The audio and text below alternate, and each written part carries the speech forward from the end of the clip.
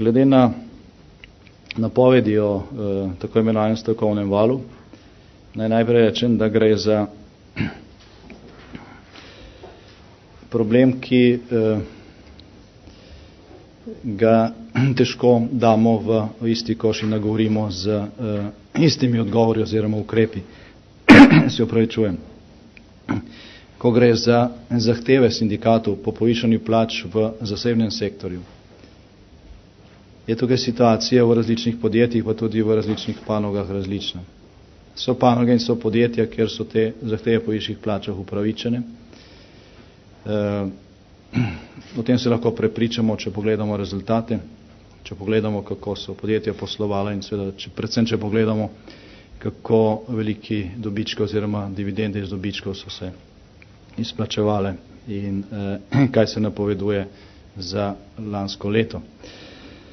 Niso pa vsa podjetja, niso vse panoge v enakem položaju, zato je tukaj potrebno biti selektiven, kolikor ta selektivnost izpade, lahko dejansko ogrozimo ta rast in ta vzpon slovenskega podjetništva in slovenskega gospodarstva, ki temelji tudi na tehnološkem preboju.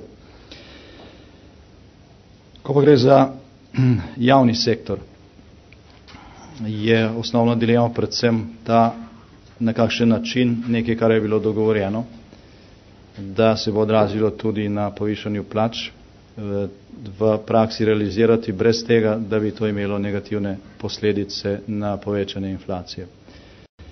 Vlada je sindikatom javnega sektorja ponudila kompromisno rešitev. Jaz upam, da bomo v naslednjih dneh, ko se bomo o tej rešitvi pogajali, dosegli kompromis.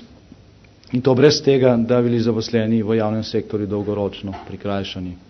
Gre samo za to, da se prizna problem, pred katerim smo vsi, in da se del teh izplačil, del tega povečanja izplača oziroma prizna v pokojninskih pravicah.